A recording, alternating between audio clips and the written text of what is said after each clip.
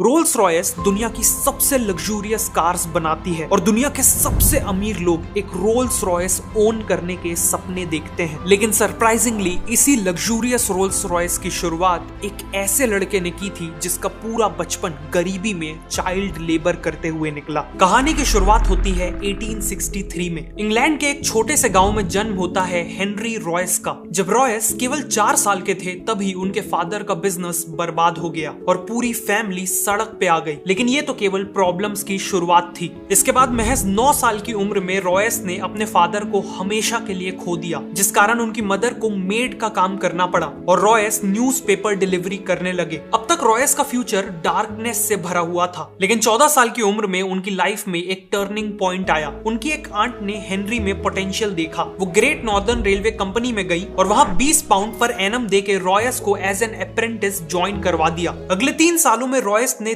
दिन रात एक कर दिए। दर्जनों बुक्स पढ़ के और फैक्ट्री में प्रैक्टिकली काम करके कारपेंट्री, मैथ्स और सबसे इंपॉर्टेंट इलेक्ट्रॉनिक्स का काम सीखा। 17 साल की एज तक वो एक फुली केपेबल मैकेनिक बन चुके थे। 21 साल की एज आते तक वो मैक्सिम वेस्टर्न नाम की कंपनी में एज एन इंजीनियर काम कर रहे थे, लेकिन फाइनेंशियल डिफिकल्टीज के चलते ये कंपनी बंद होने वाली थी। ऐसे में रॉयस के पास कई और कंपनीज में जॉब लेने का ऑप्शन था, लेकिन उन्होंने अपनी खुद की इलेक्ट्रिकल इंजीनियरिंग कंपनी खोलने का फैसला लिया। उन्होंने अपनी 20 पाउंड की सेविंग्स यूज की और मैनचेस्टर में एक छोटे से ऑफिस स्पेस से शुरुआत की एफएच रॉयस एंड कंपनी की। उन्होंने अपने एक दोस्त अर्नेस्ट क्लेरेमोंट को एज अ पार्टनर भी ज्वाइन करा लिया। इनिशियली सर्वाइव करने के लिए रॉयस को जो भी काम मिला उन्होंने किया, जैसे सुइंग मशीन रिपेयर करना, इलेक्ट्रिकल फिटिंग्स करना वगैरह। लेकिन फिर रॉयस ने देखा कि टाइम के साथ साथ इलेक्ट्रिकल लाइटिंग्स और फिटिंग्स की डिमांड बहुत बढ़ती जा रही है। इसीलिए उन्होंने आर्क लैंप्स, बल्ब होल्डर्स और इलेक्ट्रॉनिक डोर बेल की मैन्युफैक्चरिंग का काम चालू कर दिया और इसी काम ने कंपनी की किस्मत बदल दी। ईयर 1900 तक कंपनी की सेल्स 20,000 पाउंड्स क्रॉस कर गई थी। 38 की एज में रॉयस की एक फैमिली थी और वो एक बहुत बड़ी फैक्ट्री बिल्ड करने का प्लान कर रहे थे। सब कुछ अच्छा चल रहा था कि तभी कहानी में एक ट्विस्ट आता है। 1901 में जर्मन और अमेरिकन कंपनीज ने ब्रिटिश इलेक्ट्रॉनिक्स मार्केट में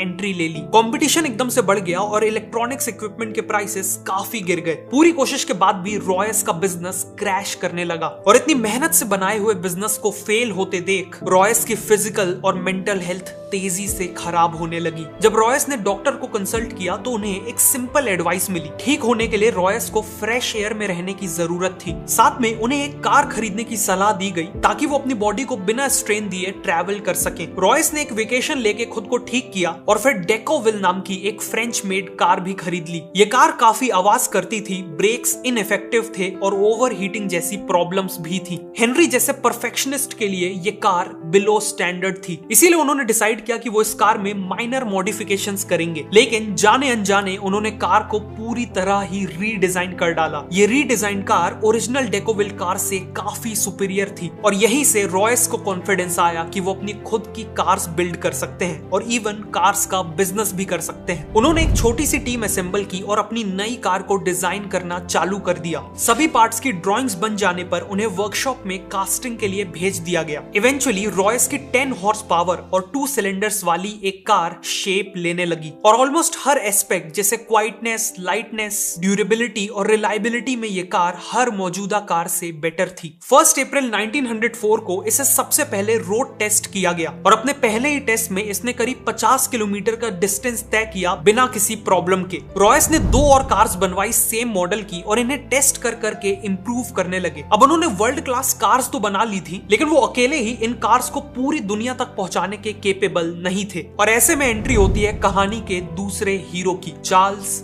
रोल्स। रॉयस एक एग्जीबिशन में अपनी कार्स को प्रेजेंट कर रहे थे और इसी दौरान इन कार्स पे चार्ल्स रोल्स की नजर पड़ी। चार्ल्स रोल्स एक पैशनेट मोटरिस्ट थे और सुपीरियर क्वालिटी की कार्स का सक्सेसफुल बिजनेस करते थे। रोल्स ऑलरेडी एक लग्जरी ब्रिटिश कार मेकर को ढूंढ रहे थे, इसीलिए उन्होंने रॉयस से मुलाकात की और कार्स को क्लोजली देखा। वो रॉयस से इतना इंप्रेस हुए कि बाद में उन्होंने अपने एक बिजनेस पार्टनर से कहा कि उन्होंने वर्ल्ड के ग्रेटेस्ट इंजीनियर को ढूंढ लिया है। अगले 3 महीनों में इन कार्स को बेचने के लिए चार्ल्स रोल्स और हेनरी रॉयस एक जॉइंट वेंचर स्टार्ट करने का अग्रीमेंट करते हैं और इस जॉइंट वेंचर से बिकने वाली कार्स का नाम होने वाला था रोल्स रॉयस। आगे बढ़ने से पहले आपसे एक क्वेश्चन है, क्या आप भी एक सक्सेसफुल स्टार्टअप बिल्ड करना चाहते हैं और खुद के लिए फाइनेंशियल फ्रीडम चाहते हैं? अगर हाँ, तो मैं हाईली रिकमेंड करूंगा कि आप ऑडिबल पे the lean startup audio book को सुने। ये ऑडियो बुक आपको स्टेप बाय स्टेप गाइड करेगी और सिखाएगी कि कैसे टाइम और मनी को बिना वेस्ट किए आप अपने बिजनेस आइडिया को टेस्ट करें, वैल्यूएबल प्रोडक्ट्स बनाएं और बिजनेस को ग्रो करें। ये ऑडियो बुक सच में आपकी लाइफ चेंज कर सकती है। वैसे मैं खुद ऑडिबल को अलग अलग जॉनर्स की ऑडियो बुक सुनने के लिए और इवन वीडियोस की रिसर्च के लिए काफी यूज करता हूँ। ऑल्सो अब आप ऑडिबल में यूपीआई के थ्रू भी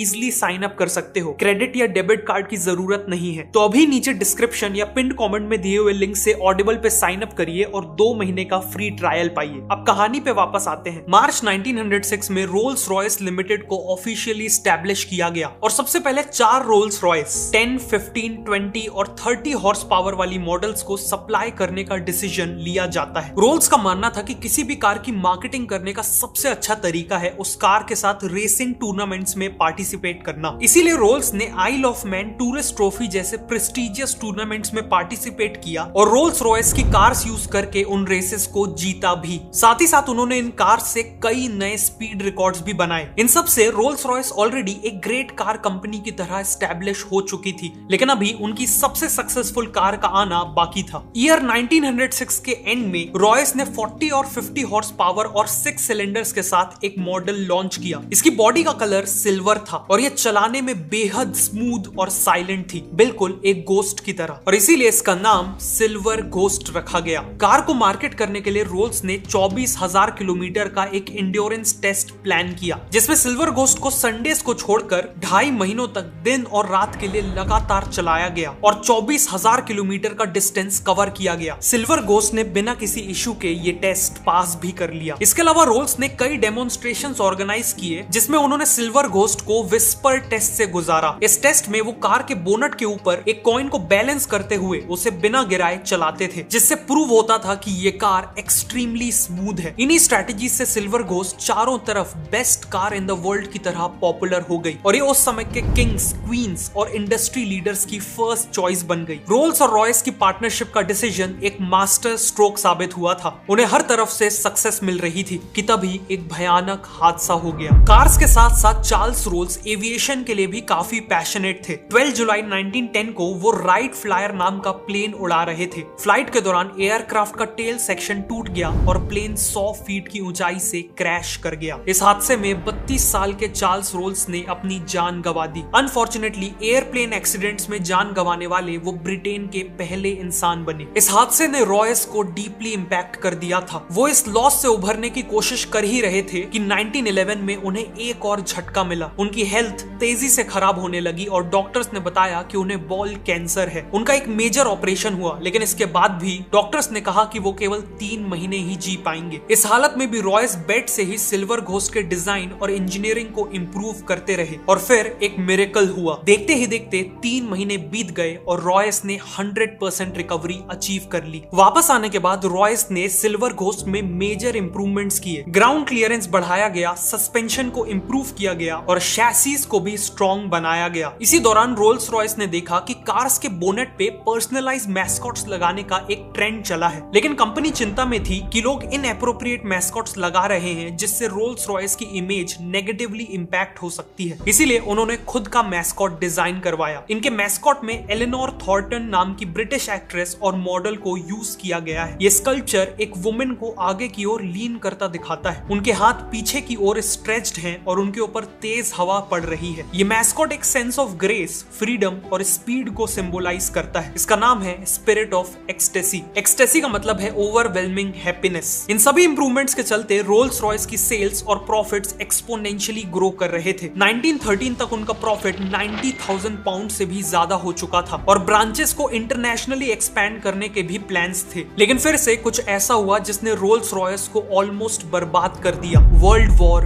1। 1914 में वर्ल्ड वॉर 1 की शुरुआत हुई, लेकिन रोल्स रॉयस इसके लिए तैयार नहीं थी। वॉर के कारण इकोनॉमी क्रैश हो गई, जिसका इंपैक्ट सबसे ज्यादा रोल्स रॉयस जैसी लग्जरी कार कंपनीज पे पड़ा। सेल्स क्रैश कर गई और कंपनी को एम्प्लॉयज को फायर करना पड़ा। सभी को लग रहा था कि रोल्स रॉयस वॉर को सरवाइव नहीं कर पाएगी, लेकिन रॉयस के दिमाग में कुछ और ही प्लान्स थे। रॉयस ने मिलिट्री अथॉरिटीज से मीटिंग की, जिसके बाद उन्हें रियलाइज हुआ कि वॉर में रिलायबल और हाई परफॉर्मेंस वाली गाड़ियों की सख्त जरूरत है। इसीलिए रोल्स रॉयस ने सिल्वर घोस्ट को मॉडिफाई करके एक आर्मर्ड कार में बदल दिया। कार की बॉडी में 8 मिलीमीटर मोटा आर्मर लगाया गया, एक रिवॉल्विंग टरेट भी लगाया गया जिसमें एक मशीन गन फिट की गई। इस कार को मिडिल ईस्ट के हार्श डेजर्ट रीजन्स में ऑपरेशंस कंडक्ट करने के लिए यूज किया गया, प्लस इनका यूज स्पाइंग मिशंस के लिए भी हुआ। ऑल्सो क्योंकि सिल्वर घोस्ट चलाने में काफी स्मूथ थी, वो किसी वुंडेड सोल्जर को कैरी करने के लिए भी बेस्ट व्हीकल थी। इसीलिए कई सिल्वर घोस्ट को वॉर एम्बुलेंसेस की तरह मॉडिफाई कर दिया गया। इनमें स्ट्रेचर्स, मेडिकल इक्विपमेंट्स और नर्सेस के लिए सफिशिएंट स्पेस बनाई गई और नाइट टाइम मिशंस के लिए इलेक्ट्रिक लाइटिंग्स फिट की गई। इन एम्बुलेंसेस ने हजारों जिंदगियां बचाई। फाइनली अपनी लग्जरी फीचर्स के कारण वॉर के दौरान रोल्स रॉयस कार्स को high ranking officers, diplomatic missions और किंग मैसेंजर्स के द्वारा भी यूज किया गया। मिलिट्री के साथ क्लोजली काम करते वक्त रोल्स रॉयस को रियलाइज हुआ कि ब्रिटिश एयरफोर्स अपने एयरप्लेन इंजन्स के लिए फ्रेंच कंपनीज पे हेविली डिपेंडेंट थी और गवर्नमेंट डेस्परेटली चाहती थी कि कोई ब्रिटिश कंपनी ही उन्हें इंजन सप्लाई करे। इसी अपॉर्चुनिटी को देखते हुए रोल्स रॉयस ने एरो इंजन मैन्युफैक्चरिंग में एंट्री ले ली। रॉयस ने खुद एरो इंजन डिजाइन सीखा और 1915 में लॉन्च किया अपना पहला इंजन, द ईगल। ये इंजन कंपटीशन के मुकाबले ज्यादा रिलायबल,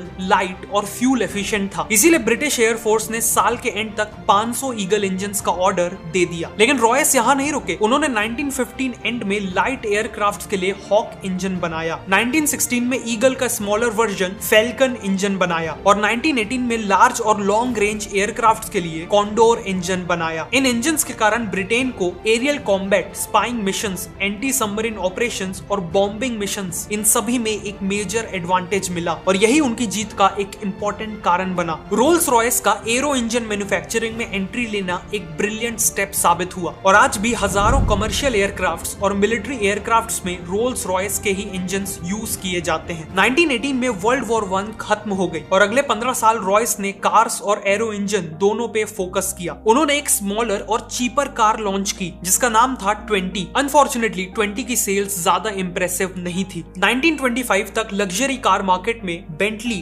डेल्मर और कैडिलैक जैसी ब्रांड्स के कारण कंपटीशन बहुत बढ़ गया था और रोल्स रॉयस को अपनी पोजीशन मेंटेन करने के लिए एक बोल्ड कार की जरूरत थी। इसीलिए उन्होंने सिल्वर घोस्ट को रिप्लेस करते हुए बेटर परफॉर्मेंस और 4 व्हील ब्रेक्स के साथ लॉन्च की द न्यू फैंटम। फैंटम काफी सक्सेसफुल हुई और इसने वापस से रोल्स रॉयस को लग्जरी कार मार्केट का किंग बना दिया। आगे चल के फैंटम 2 भी लॉन्च की गई जो इक्वली वेल रिसीव्ड थी। 1931 में रोल्स रॉयस ने बेंटली को अक्वायर कर लिया जो बैंकरप्ट होने वाली थी और इसके बाद रॉयस ने डिजाइन की एक और आइकॉनिक कार, बेंटली 3.5 लीटर्स, जो रोल्स रॉयस और बेंटली इन दो ग्रेट ब्रांड्स का एक सक्सेसफुल ब्लेंड था। लेकिन अनफॉर्चुनेटली रॉयस कभी भी इस कार को अपनी आंखों से नहीं देख पाए। 22 अप्रैल 1933 को 70 साल के सर हेनरी रॉयस ने अपनी आखिरी सांसें ली कार के प्रोडक्शन से कुछ ही महीने पहले। सर हेनरी रॉयस की डेथ से लेकर आज तक रोल्स रॉयस ने कई अप्स एंड डाउन्स देखे। एक तरफ फैंटम 3, सिल्वर शैडो और घोस्ट जैसी आइकॉनिक कार्स लॉन्च की, तो वहीं दूसरी तरफ 1960s में फाइनेंशियल डिफिकल्टीज का सामना करना पड़ा जिस कारण उनके एविएशन और ऑटोमोबाइल बिजनेस को अलग अलग कर दिया गया और करंटली रोल्स रॉयस मोटर्स को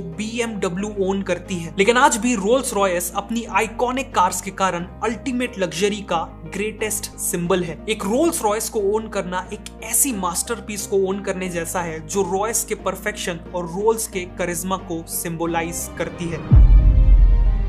डोंट फॉरगेट कि अपना खुद का स्टार्टअप स्टार्ट करना है तो ऑडिबल पे the lean startup audio book को जरूर सुनना और ऑडिबल के 2 महीने के फ्री ट्रायल के लिए नीचे डिस्क्रिप्शन या पिन कमेंट में दिए हुए लिंक को यूज करना।